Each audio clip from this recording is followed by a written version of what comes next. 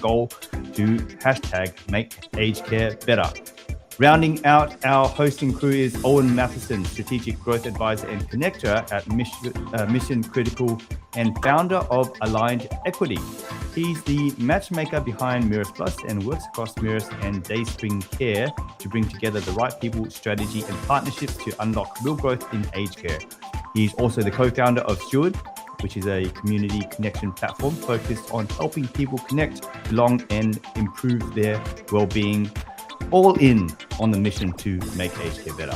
And our special guest for today has over a decade of executive experience across aged care and public health and is a powerhouse of strategic reform. From leading multi-million-dollar capital projects to achieving full accreditation, she has built a reputation for turning complex frameworks into real-world results that prioritize both organizational excellence and human dignity.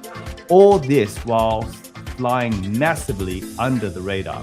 So I really had to twist her arm to strut her stuff. Until now. As honorable as it is to remain humble, it is even more important to let your work inspire others so that we can bring sexy back to aged care.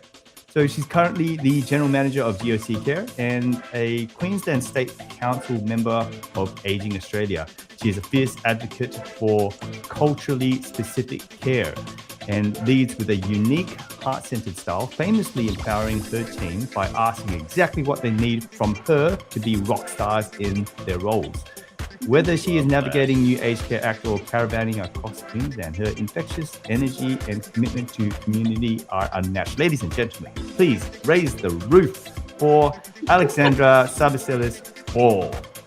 And I apologize if I butchered your name. I was going to ask you again. I've lived with that the whole time I've had that surname, so it's all good. Thank you so much for having me. No, you are so welcome, Alexandra. And I've got to say, I don't know how you fly under the radar because when people are in the room with you, they know you're there. in a good way. In a very good way. And you got to watch for those hand gestures because you've got a wingspan. I am a little tall, yeah.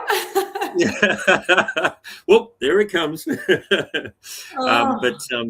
You've been on quite a journey. Obviously, we're going to talk about GOC Care, and that's a really exciting chapter.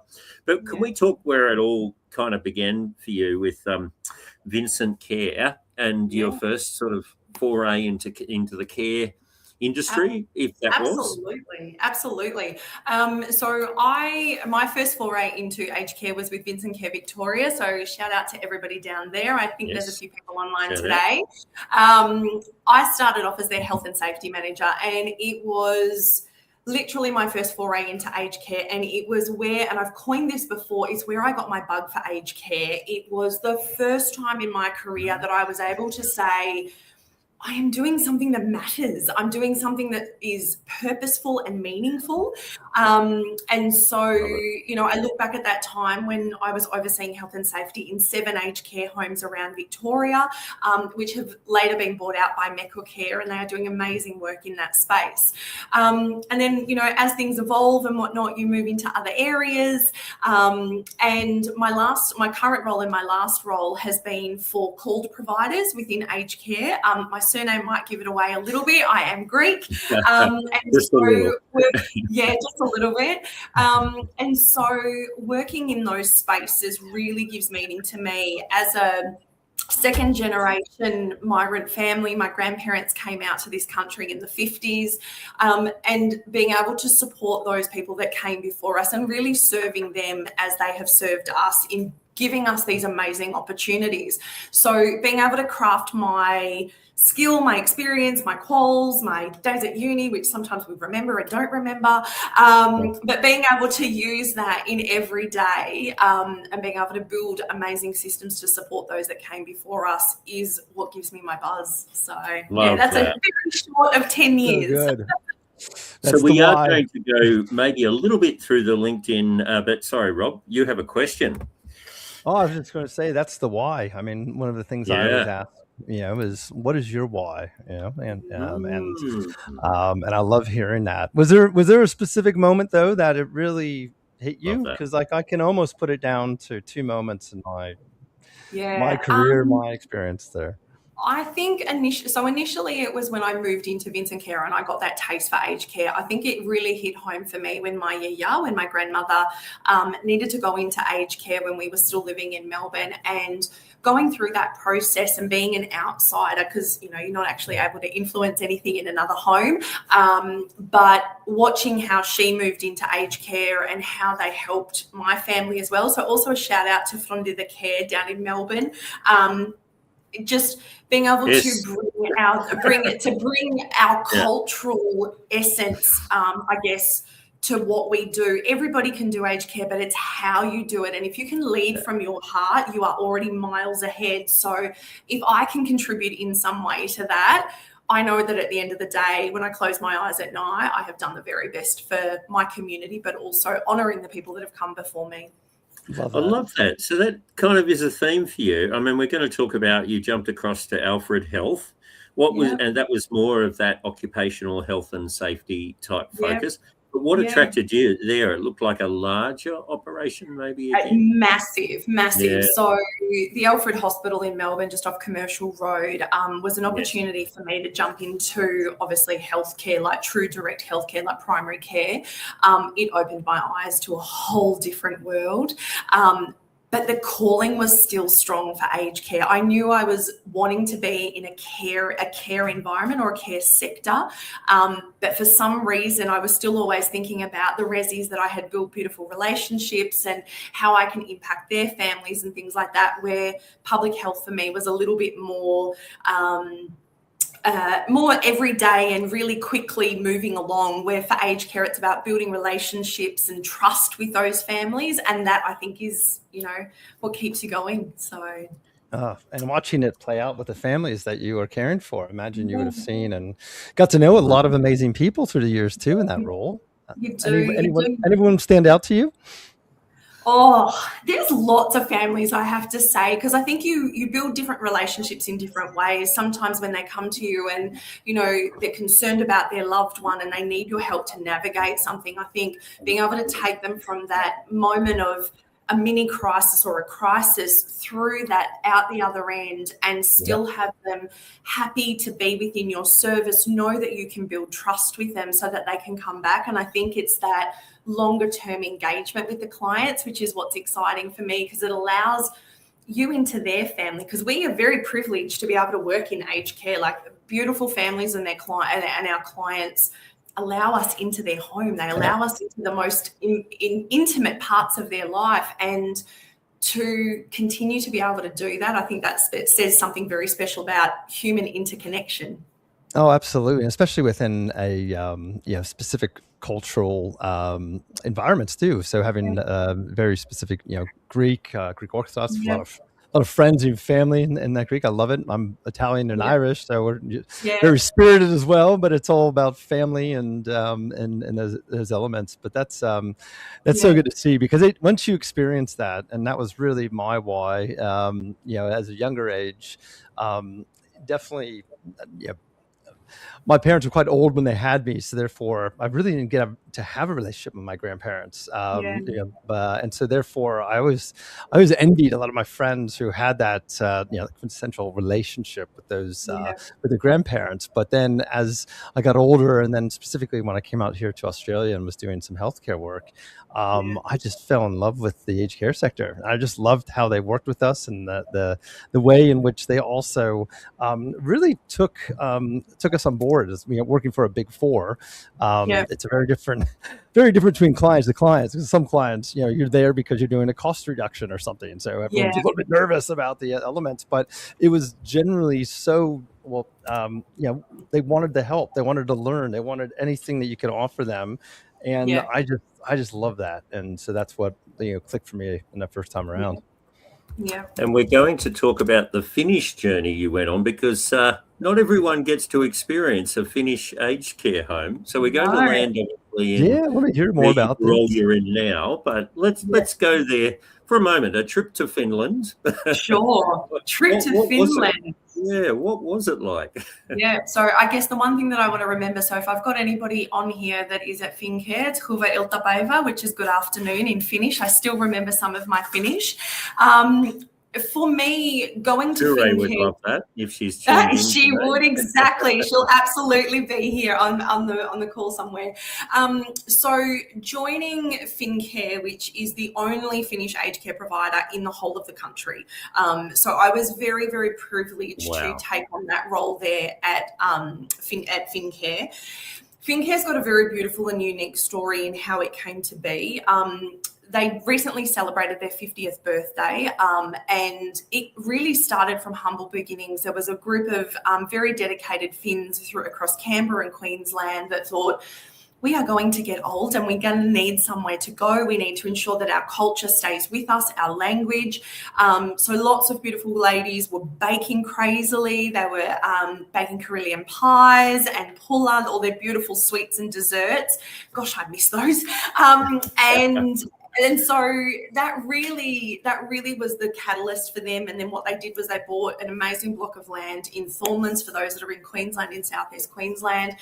It was kind of out in the sticks when they first bought it, but it is prime location now. And that site is now home to a 60-bed residential facility. There is 21 independent living units, and they also provide service out in the community as well. So a beautiful, beautiful organisation that, again, leads with its heart, leads with what is important to them, and are so beautiful and open in sharing their culture with others that are open to learning about it as well. And I think that was my connection, that my family's journey was not too dissimilar to theirs. You know, we all left our home countries in the 50s and 60s.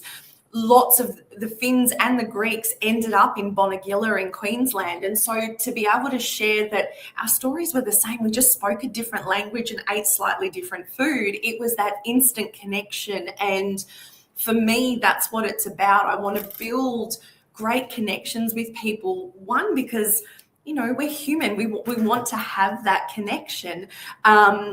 But it's also, it enables us to really empower those people that we're there to serve and care for. So yeah, it's awesome. We're going to enter the Greek world in just a moment, but just before we do, what is that quintessential Finnish experience? What did you culturally? What can we expect when you meet a group of Finns? What does caring for older people in your family look like? I'm really intrigued. Okay, so for Finns, I think there is no fuss, no muss. I think, and they're very direct, which I love as well, I have to say. There's no, I'm going to say one thing and mean another. The Finns are very direct, and they are proud of that, and as they should be, because you know exactly where you stand instantly. Right. Yes. I've got some beautiful Finnish friends. I've got people that I used to work with that I now classify as my friends, and it's very, very black and white, and I love that. And they've also introduced me to sauna as well, because it's not sauna, it's sauna, which I would never have done. So, yeah. Do you wear the hat? No, I don't. And I also still wear my bathers when I go. I still wear my bathers when I go in the sauna. But I think it's very, you know, I think the Finns are very clear. They're very concise, and they know what they do and don't like. But they are also, on the flip side, the most generous people you will also find as well. So apart from us Greeks. Right. And now let's make that segue. Tell us about the Greek experience. And you're now the GM at GOC Care. You're loving it there. What do people experience when they walk in the door at GOC Care? It is the biggest hug, I have to say. It is the biggest hug. So GOC Care has been around now for over 40 years.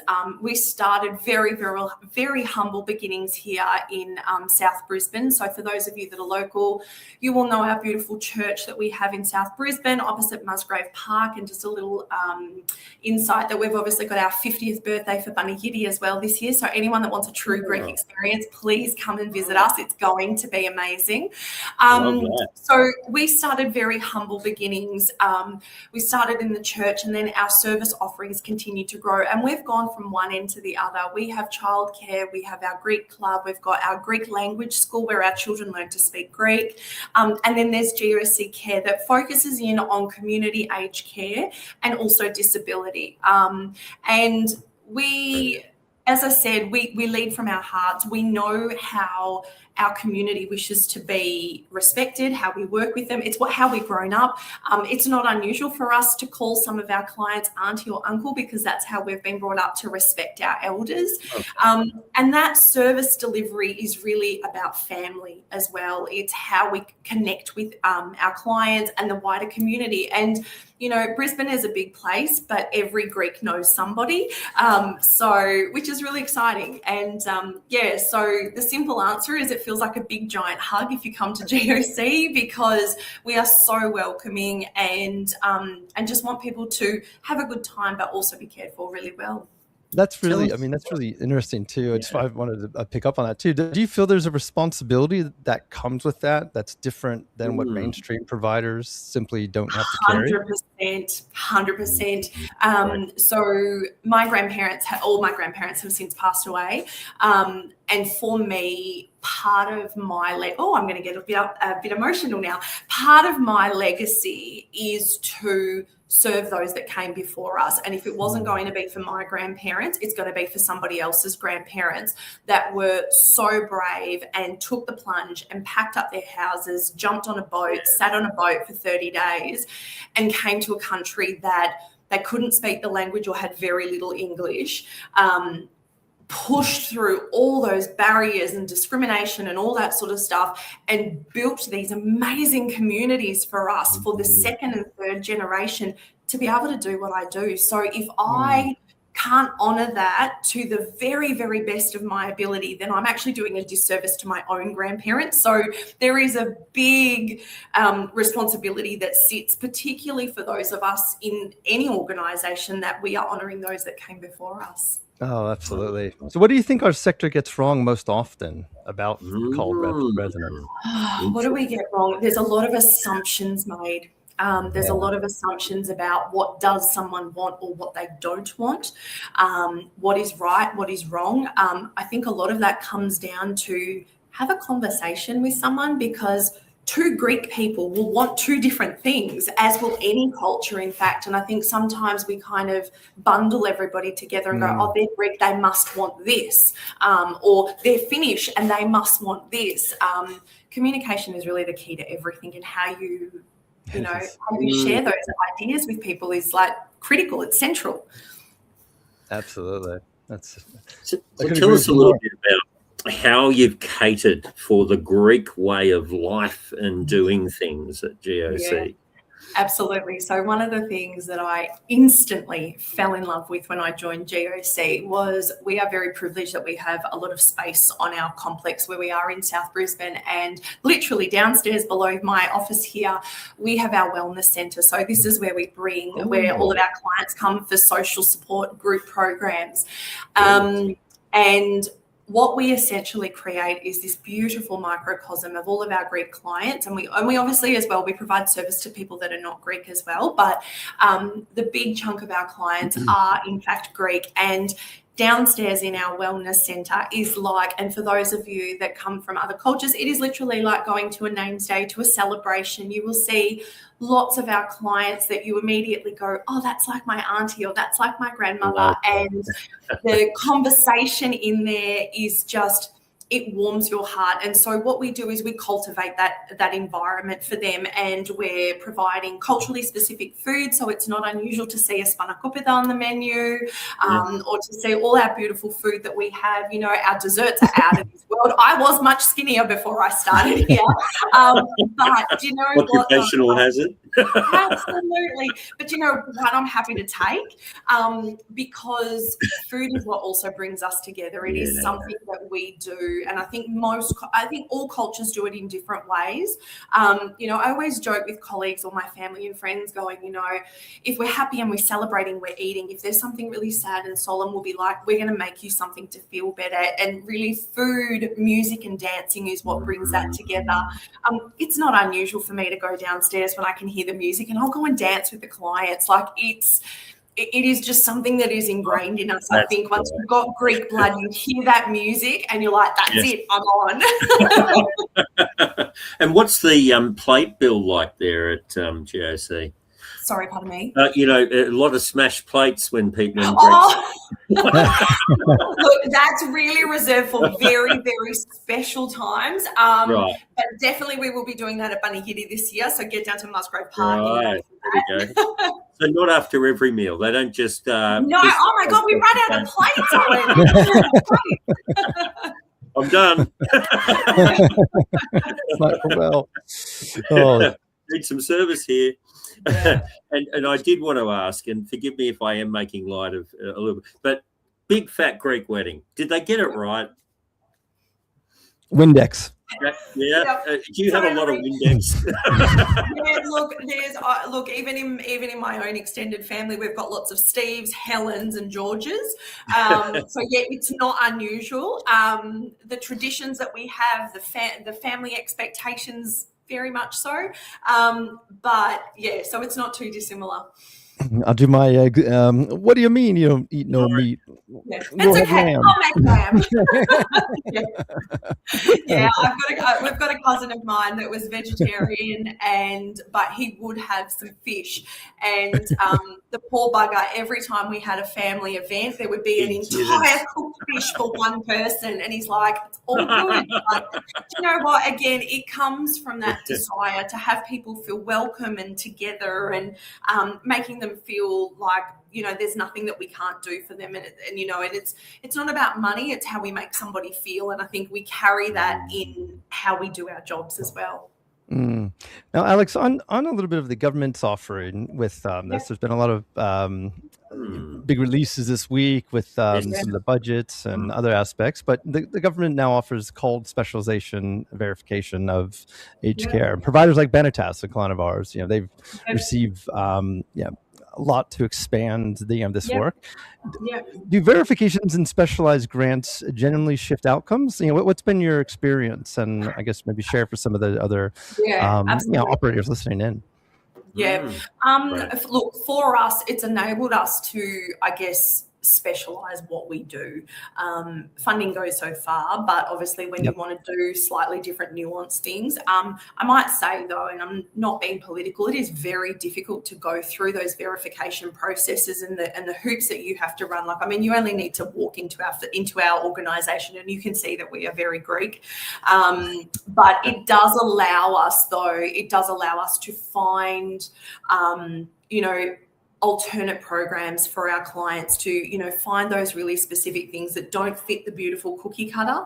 But it also allows us as well to find different clients as well, in terms of ones that may not have thought that they would be able to come and, share in our programs because they just thought that they weren't eligible. But it gives us those extra pieces to go out to the community and be able to say, is there something that we can do to help you? Is there something else? And I think the other component of that as well is that people are also very, very proud.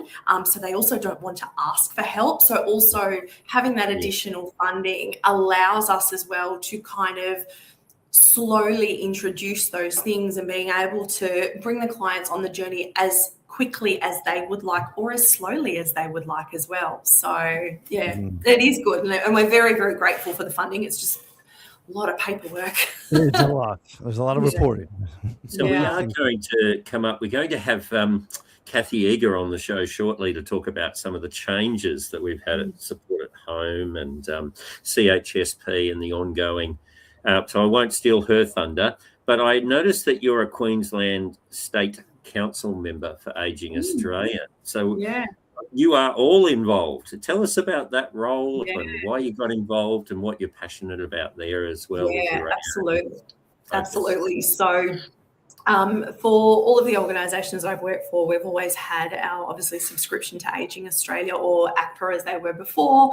And for me, it was, again, another opportunity for me to share my insights for Queensland, obviously, when I joined. The Queensland SMC are an amazing group of people. Our wonderful chair, Mel Argent from Rockpool, always says that we are the best SMC in Australia. So just putting that out there, we absolutely are.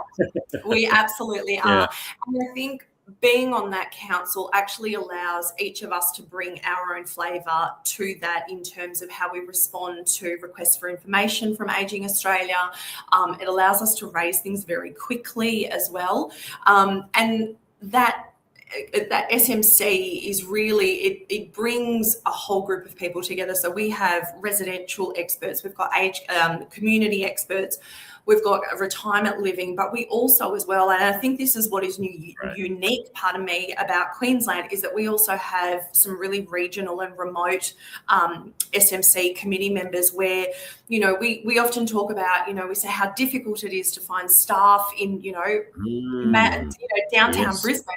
And then we have a wonderful member out in Dysart, Anna Hearn from Hinterland, and she says to us, well, guys, I also don't have a lot of staff, but we're driving 200 kilometres to go and see a client. And so for us that are in the city or in Metro, we are so humbled by that. And then we really push and advocate for our colleagues out in regional and remote. So, Queensland's on a very different, I think we operate slightly differently.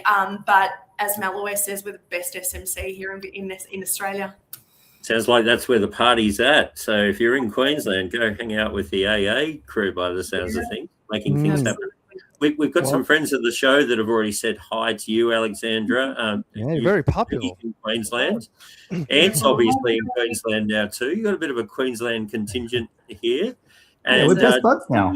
Alexandra was actually my first friend in Brisbane. And, when you go to a new place, you think, how am I going to meet people? 41 years old. I used to meet people on the basketball court, but, I it's really tricky when you're a grown-up, isn't it? Yeah. Hey, the best thing about aged care is the friends we make. That's it. As Ant has found out. But nothing like a basketball in the face to know you're alive. Hey? Yeah, it was actually an elbow on the court. That's it. Hey, it's getting to the time of the show. I want to give a shout out to a few people who have commented though. Ronna Guzman and hello, Ronna. She's doing great community work in Sydney. We'll raise the roof for Ronna. We've got Julie Hogarth Williams raising the roof. Yes, we love Julie, and thank you for everything you're doing. Keep your arms up. Seniors channel. Warmed up. Julie, and then Kelly Burnett. You must, or she's saying hello to you specifically. Yeah. And Kelly and I worked at FinCare together. Amazing home care manager.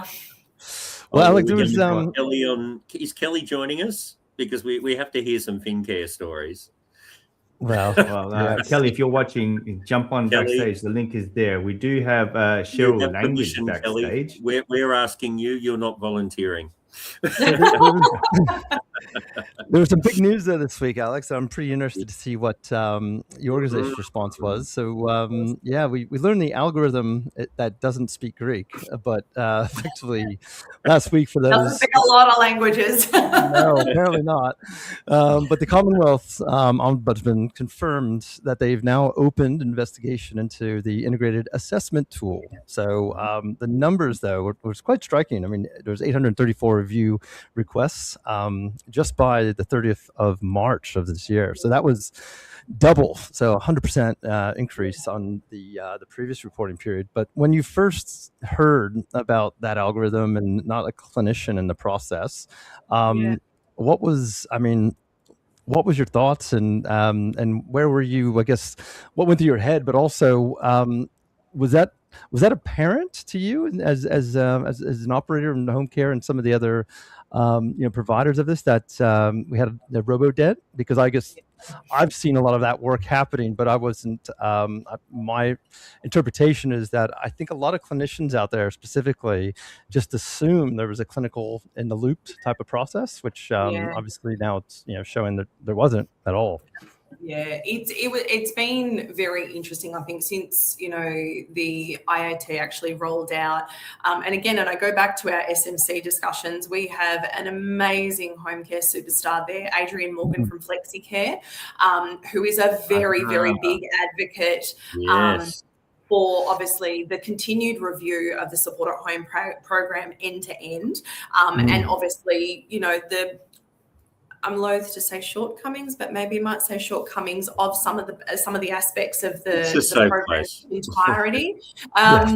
But assessment tool is not right, and we know that. And I think the thing that was really, I think that probably hit us most was when we had clinicians going out and doing those assessments, and there wasn't an ability to add additional notes. There was no ability to override from a clinical review, which seemed a little strange given how much importance there was on clinical oversight in this new program for it to almost be completely ignored at the front end. So I think it's extremely, extremely welcomed that there is absolutely a review, but they're going to need to hustle and get this right, because we have so many people out there in the community either waiting for their first assessment or waiting for a reassessment, that, you know, even if we do get there, will it still be done correctly, and will we have to go back and ask for a following review, which really goes against the entire reason that we have support at home, which is about getting the support that our elders in the community need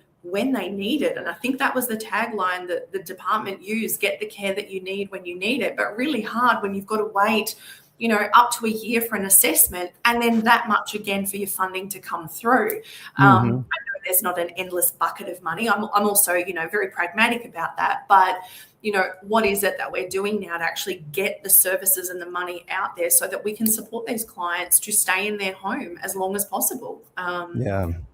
Did you have clients that you know personally that were clinically underclassified? So we've got a few, but the minute that they came in, we were immediately onto reassessment and requests for further information, and obviously reassessment. But all of that takes time.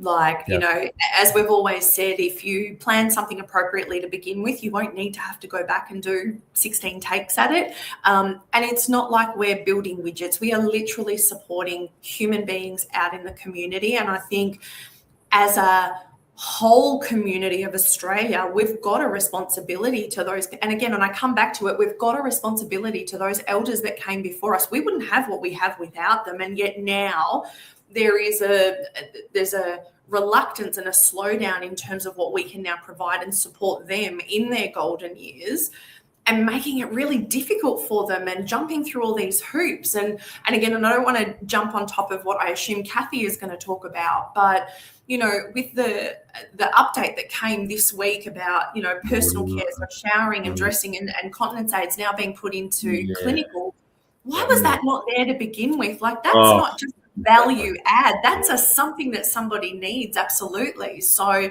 the quicker that comes, the better. And I think, you know, and I don't want to be here bashing at the department. They've got a lot of moving parts, but I think it should hopefully be the beginning of, let's actually go in there now and actually start to review some of these components that the sector-wide, both our clients out in the community, providers, and indeed, you know, advocates, what they're saying about what works and what doesn't in home care. So yeah, sorry, that was my little soapbox. Can you tell I'm very passionate? It's very important. I don't want anyone to be left behind, essentially. Well, I mean, I didn't expect to be a black box. I would have thought there would be a human control or an intervention in there. Like, that's the whole point of, you know, human in the loop. You know, not to just have a black box that says computer says no. Before we get to the open mic portion of the show, I just want to finish out the shout out. So Sarah Mitchell, shout out to her. She's in the background. Libby, friendly face of the show, and love it when she comes by. Love Libby. Hey, Libby. Kelly Burnett, maybe she may be coming on. I sent her the link, so hopefully she jumps on. And now we have 3 people backstage. Before we bring them on backstage, I've got a poll to put out. Someone texted me with a bit of a question saying, for those support at home providers, do you provide work devices to your employees, or do they have apps installed on their phone? So I'm going to see if I can move this because it's covering your face, Owen, unless you want to shift your seat to maybe your left or right. No, you're definitely getting there. So type in 1 if you provide work devices, type in 2 if they have apps installed, and that would that's how we do the poll. I'm gonna try it out. That's how we roll. We're asking. We're almost at open mic, and we want to hear your voice. There we go. That's what this poll is all about. We have, and speaking of polls and community engagement, let's give a big shout out to the amazing, tireless agitators for change at Invox. Paul Sadler, who was on the show last week, Roland Nafal, Lee, forgive me, I've forgotten your surname, and Matt Hart.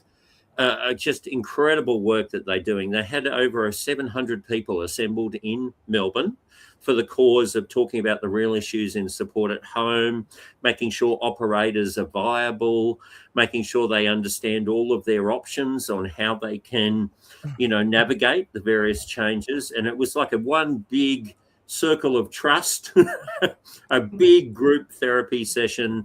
And when it came to the end of the conference, you know how everyone's leaving, and by the last session, hardly anyone's there, and the speaker's wondering why they're on the stage. And not at Invox. We didn't lose hardly anyone. It would have been one or two people of the whole room, because they were so fixated on what was being said and what the next steps were in terms of outcomes. So a shout out to the amazing team at Invox. We're looking forward to doing more with you. They also, if you don't know, we mentioned Quanda. They have over 3,200 people engaged in the support at home, the Commonwealth support at home, and just general aged care, and where you get to ask any question as a professional in a safe place, and you can get engagement around the issues that matter. So we're inspired by you, and we're going to try and do polls. We're not doing it as well as you yet, because you guys are leading the way. But it was funny, I've got to shout out, they used a thing called Slido. Are you guys familiar with Slido? And sometimes you go to the room and there's a live question and you respond. And it was like, what are some of the key issues or things that you're going to do out of this conference? And one was, I'm going to hold on to hope. I'm going to seek solace in tequila and scotch. But then there was change as well. So what are you most grateful for, actually, was the question. So some was alcohol, which is great, and thank you for sharing, and especially at an AA meeting. but the other was, Invox, community, solidarity, and that they're not alone. So, we've got to have a bit of fun. It's Friday afternoon. Yeah. And just quickly, you were covered by the poll the whole time. Move your head to the other way. No, other way. Maybe there. Now you're in frame. I can't move this thing. Okay, we're gonna go with Cheryl language first. We're bringing Cheryl. Actually, I'm just gonna remove the poll. It's not working. Yes, Cheryl. Yes. Cheryl.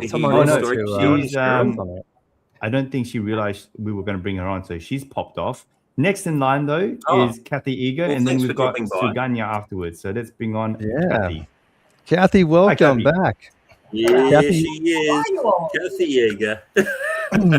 Kathy, I've got a big question for you. Always eager for change, Kathy. We're going to raise the roof. All for one for all for Kathy. Thank you.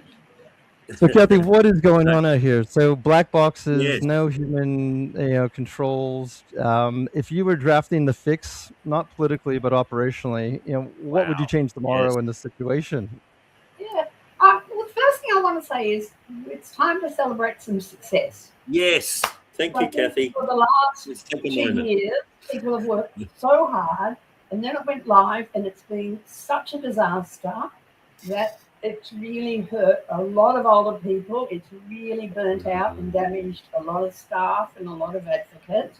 So this week is a real milestone, and we need to celebrate that. It's felt to a lot of people like the government had 10 years, it just wasn't listening, and the department wasn't listening. This was a big step because it did two things. One was actually fix the personal care problem, and the second is that it's actually has to be the beginning of fixing the rest of support at home. There's more to do. So before we get into it, Kathy, we really had this whole thing that it was all perfect, and all of a sudden there's an admission that it's not perfect, and we should celebrate that. And it's not because people were running around in the department working it out. It's because people on the outside were agitating, and mostly they were not the peak bodies. They were ordinary people at the coalface saying this isn't working. So, Kathy, please give a shout out to those ordinary people that you know that are working behind the scenes tirelessly for this amazing outcome. Yeah, well, I think what happened this time is that the media got behind us in a way they don't normally give much time to aged care. A really big shout out. You know, Anne Connolly is just a stellar performer at the ABC. She's the journalist who did the expose on residential care that led to the Royal Commission. She's been in there pushing. Julie Cross. Thank you, Anne Connolly. Raise the roof for Anne Connolly. You know, Julie Cross did a champion with her Fix Aged Care campaign, and they were ringing me and other people all the time saying, who can we talk to? And we were linking them up to, you know, everyday workers in Meals on Wheels and in other sorts of services who were actually inviting them into their homes and showing you how bad it is. So I think that's great. So we'll raise the roof for Julie Cross as well. We don't want to leave her out. They're the unsung heroes. We know in aged care heroes aren't always recognised, so we need to do that. Media, you know, Jacob Neeland and others in the aged care and health media have been consistently reporting on what a disaster this is. I mean, I have to say, I think there's a word of learning for the peak bodies, and they have to do some really hard soul searching, because from the beginning, they were really holding hands with government and not speaking out about these issues. And all of a sudden, government has said, oh, no, actually, we got it wrong. And I think it is an issue about, it's very tricky being a peak body when you don't want to bite the hand that feeds you. But on the other hand, you're there representing the constituency, and that constituency was feeling really disenfranchised. And Inbox has done a stellar job because they've actually re-enfranchised people who were feeling that they weren't being heard. Well, we're going to raise the roof for Invox, the tireless work they're doing. We know Roland's on a plane to Europe to recover. Kathy, I guess just on that point, though, Matt, and they're all signing off after a year of solid work. A lot of work on that. A lot of people behind the scenes that we just want to honour. Too many names to mention, but the amazing work that Invox is doing to rally community and give them a voice. And also to let you know that the CHSP Alliance, of which I'm one of the two co-conveners, has partnered with Invox, and we are doing the CHSP Alliance Invox conference. Well, Invox is doing the work, of course, in August in Melbourne and online. So please, if you're interested in primary aged care, in CHSP, get that into your diary and make sure you connect.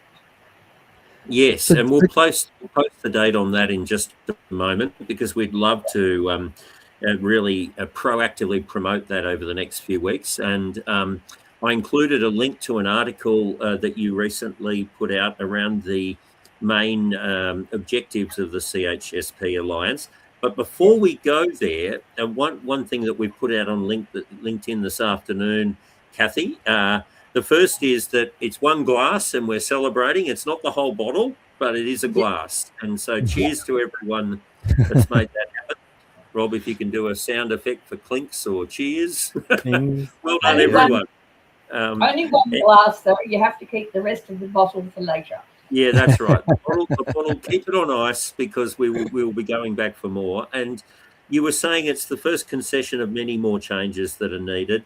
And at the macro level, the minister needs to restructure into a 3-tier system.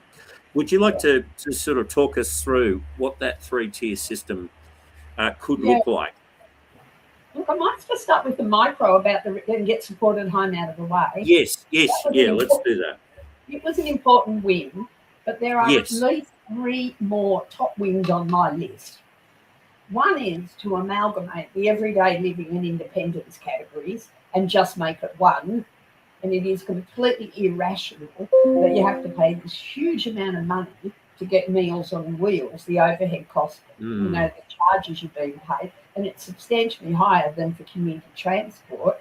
You need both in order to maintain your independence. And the idea that you've got this artificial distinction is really nuts. The second issue is the issue of assessment and the algorithm. The problem is not the algorithm. The problem is actually the funding levels. But the assessment, the consultants who did the work for them recommended proportional assessment. And the department rejected that and implemented full-scale assessment. So you've got this massively over-engineered system. It's costing $1.5 billion or some ridiculous amount of money, which could be better spent on people actually getting services. So the whole assessment system needs to be rethought and needs to be proportional. If I can live happily inside my house, but I can no longer drive and I need community transport to get me to the shops, I shouldn't have to go and get on a line with 200,000 other people for a comprehensive assessment. I just need an assessment about my need to get to the shops and the doctor. And I think the third thing is about means testing. And I've been pushing for a long time, and I'm not the only one, that if you're living in the community, your aged care contribution should be capped at 10% of your fortnightly income. Because what the system does now is that it punishes the really frail. The most vulnerable people have to pay the most. Yeah, that's not right. Care fixes that to a degree, but there's a lot of other services where people are still being asked to pay 50 and 80% of the cost. And the costs are much higher than they could buy it out there in the cash economy. So we've got more to do, but this personal care win was a very, very big win. And that's what NICAT, I think, was saying, is that we pronounce the acronym, the government's expert panel, because they had those concerns as well about people foregoing services because of those co-contributions. Absolutely they were. And it wasn't, these were not trivial amounts. We're talking about somebody on a full pension expected to pay $200 a week. Yeah. And if they needed more, pension didn't go up, but the bills they got went up. So what do you think changes in the next 6 months? And I guess, what are you worried won't change? Well, we can, now that the minister has made this first concession on supported home, there is a pathway for the sector to agree on what are the other big changes that are required to make this system sustainable. And go back at the system level, we're trying to do two things. One is we're trying to give people quality of life living at home, and the other is we're trying to stop them going to hospitals and going to residential aged care prematurely. And the whole system at the moment is penny wise, pound stupid. So unless the government takes that bigger perspective and start to look at the allocative efficiency of the system and not just the technical efficiency in economic terms, we're never going to get it right. But I think that now, to your other question about what's our vision through supported home, through the CHSP Alliance. So we've set up this CHSP Alliance, and we've got 40 foundation members. And after we got going, we invited others to join, and we still are. And we've got well over 100 people in the Alliance now, so that's all great. And we've issued 3 more papers. If all that happens with CHSP is that it just gets left like it is, we will see that as failure. We won't see that as success. So we're not just campaigning and saying, don't fold it into supported home.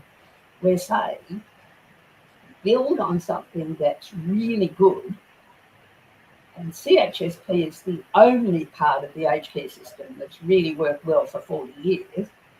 And what we need is to restructure the whole of the aged care system into 3 tiers, just like the health system. You talk to any old person and they understand that primary care is their GP and the physio they go to and the podiatrist.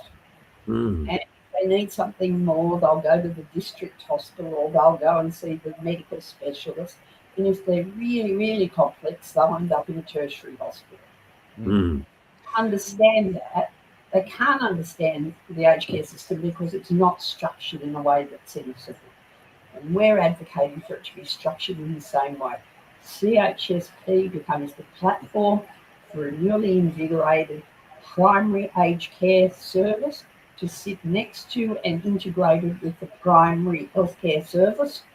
When you're old, you can't tell the distinction between your health needs and your aged care needs because they're not two distinct entities. That's an artificial bureaucratic construct and an industry construct, not in the interests of older people.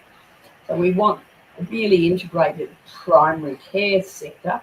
And if you go and see your GP and they tap you on the shoulder and say you've got macular degeneration and I'm going to have to take away your license, they should be able to say on the day, but I can prescribe community transport for you so you can sit down when you need to go out. And you shouldn't have to go and get on my aged care and wait a year. So GPs have always prescribed medicines and they're frustrated because most of the big issues, hello, Paul, for them being So we want the GPs to be able to write scripts for meals and community transport and day programs and lifestyle and prevention programs and not just be writing scripts for medicines. So take us back for a moment. You and Paul were sitting around the table. You've known each other for a while. For those tuning in for the first time, how long have you been working with Paul and what have been some of those meaningful projects? And then take us up to the current. We've been working together since 40 years, I reckon. That's a little while. Just a little while. Hey, before we jump on to the next, continue on with this segment, there's been a few questions asked specifically directed to Alexandra. I want to get her thoughts on this. Please. Just in case they weren't able to get an answer. So first question was an anonymous question, which is where do you see the biggest disconnects between the new policy framework and the actual day-to-day needs of the families you support? And the other question is from Tamizini Tanasi. What's the biggest headache currently you're facing in aged care? And I think she followed up with a third question. Oh, this was directed towards Kathy. Kathy faces many issues in their experience. How do you handle these pain points? And I'll bring these up one by one so you don't have to remember them all. And it's just coming from Sarah Mitchell. So thank you, Sarah. So going back to the first question, Alexandra. Okay, so in regards to disconnect between policy and actual day-to-day, I think Kathy has actually talked a lot about this, that in an ideal world, policy would have been beautifully well written. It would have been, there would have been really good, robust consultation. The consultation would have been acted upon because the day-to-day of what we see is not reflecting the intent of the policy. The policy was always about getting the care that people needed at the time that they needed it. But what we're seeing in a day-to-day world is not that. As I mentioned earlier today, there is long wait times, as Kathy's also spoken about today, between having to go to My Aged Care and get a new assessment when you need one component and then somebody is waiting for it. So I think there is absolutely a disconnect between what is it that the policy was intending to do versus what we see. And I think that also links beautifully to the question, the second question in regards to what is the biggest headache that we're facing at the moment in aged care. And I think that it's kind of interconnected in that the biggest thing that we're seeing at the moment is that when someone finally gets through assessment and then waiting for a package to be assigned, we are struggling to find really good staff to be able to facilitate this program. And it is not because people don't want to be here. And I think that that's something that I really want to impress on everybody that's on here today. Those of us that work in aged care are here because we want to be here and that we have that passion to work with those people in our community. But the complexity that has come from the framework and the manuals that we now need to work within have kind of, we've almost got that, dare I say it, that post-COVID fatigue of I'm done, there's too much, and we are losing really, really good people from our sector because it's just become all too much. I've known some really amazing care partners that have been in our sector for a very long time, and what we sometimes talk about, the billable hours that we have to do behind the scenes to be able to show what we're doing and how we're supporting our clients and how we're, wrapping around services and undertaking further assessments and referrals. The time and date behind that is actually taking away from the work that we're doing every day. And please don't get me wrong, I understand why we needed our Royal Commission because things were not working appropriately. But I think that there is a vast majority that were doing the right thing and are still continuing to do the right thing. But there is this huge overlay now of everybody has been tarred with the same brush. And that is really tricky in provider space because we're actually here to be, being able to support our clients. It's not about everything else. It's just about them and putting them at the center of what we do. So I've kind of answered both of those questions at the same time for you, but yeah, and I'm just conscious of the time. No, I love it. Look, I'm conscious of the time and we just had Paul jump on, but please, Paul and Kathy, jump on next week as well. Actually, next week, I want to make this announcement that we are moving this slot to 1 p.m. because this slot actually doesn't work for me. So big announcement. I think we can catch the school drop-off crowd as well, who otherwise can't make this show. So hopefully we can catch that crowd. We'll get the lunch crowd in and hopefully we can make, but we've still got 2-3 minutes of Paul. Anything you'd like to add before we say goodbye for the week? So I just thought I should pop on briefly. I've been on another meeting that clashed today, and just let you know how the Inbox conference went this last week. So we had 750 people between in-person and online. Amazing.